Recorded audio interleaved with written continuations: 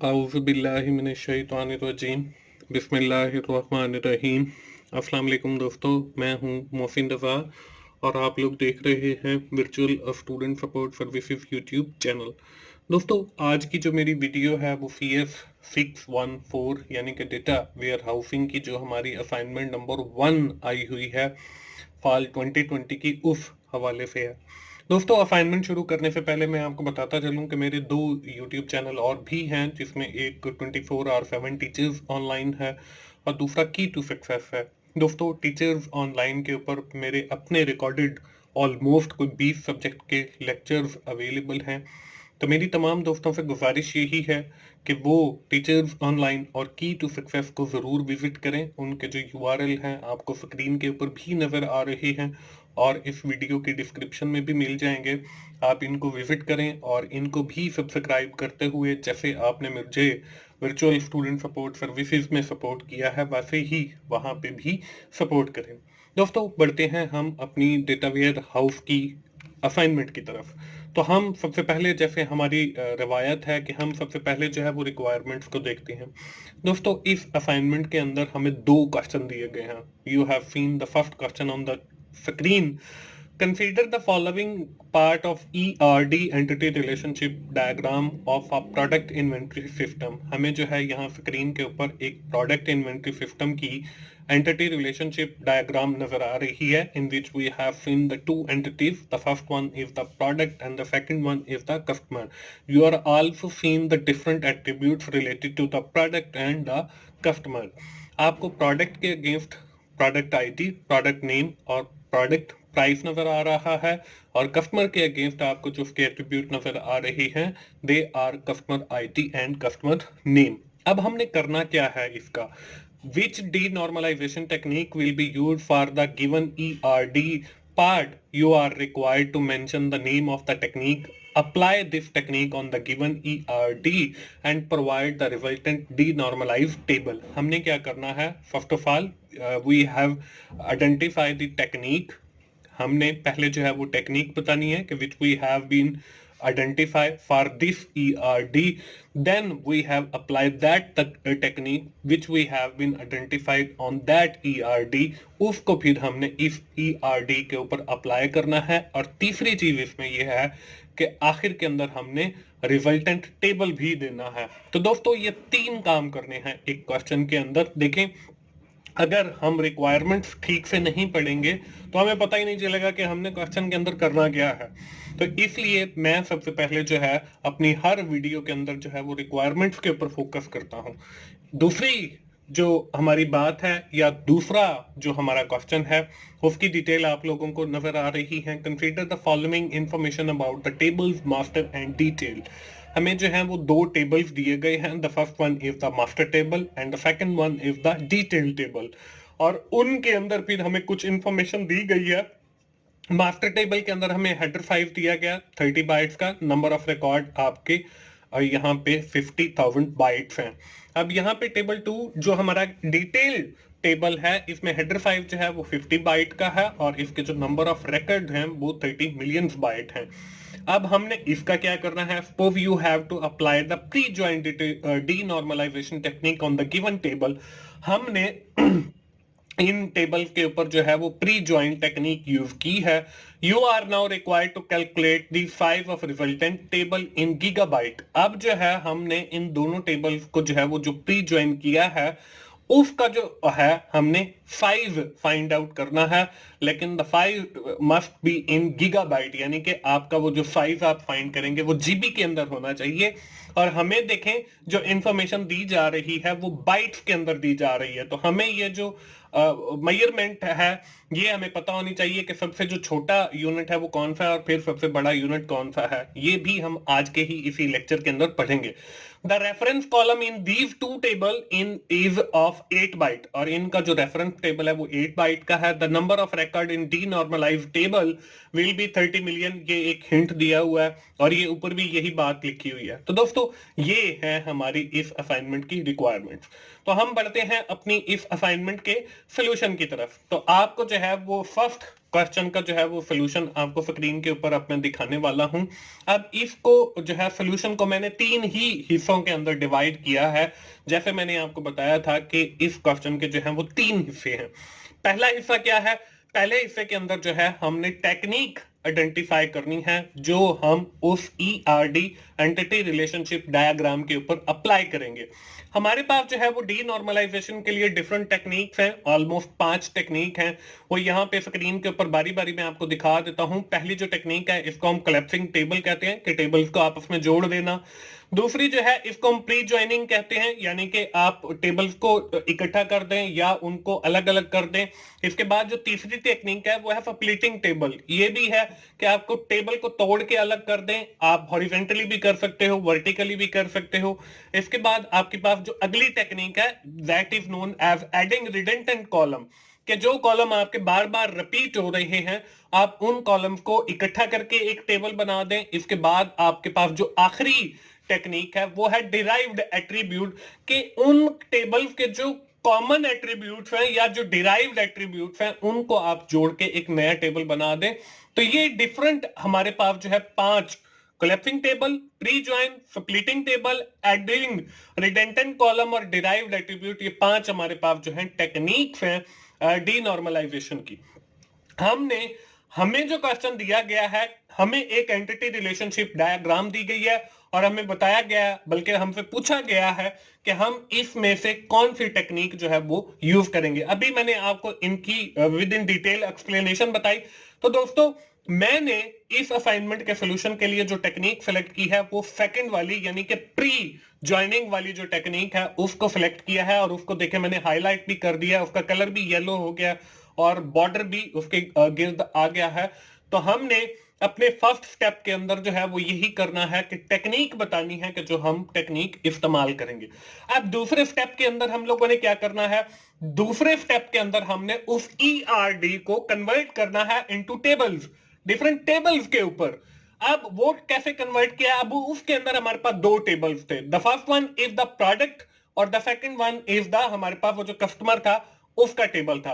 अब जो हमारे पास प्रोडक्ट का टेबल है उसको देखे मैंने कैसे कन्वर्ट किया है। उसमें हमारे पास प्रोडक्ट आईडी एक एट्रीब्यूट था, उसको मैंने एज अ कॉलम लिया है। प्रोडक्ट नेम था, उसको मैंने एज अ कॉलम नेम लिया है। और प्राइस थी, उसको भी मैंने एज अ कॉलम नेम लिया है।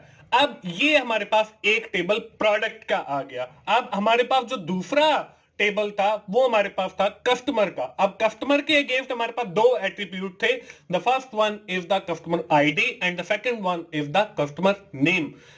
अब इस तरीके से हमारे पास ये 2 टेबल आ गए, एक प्रोडक्ट का और दूसरा हमारे पास कस्टमर का। अब हमने ऊपर जो प्री ज्वाइन टेक्निक यूज की है उसको इस्तेमाल करते हुए इन टेबल्स पे हमने वो टेक्निक अप्लाई करनी है।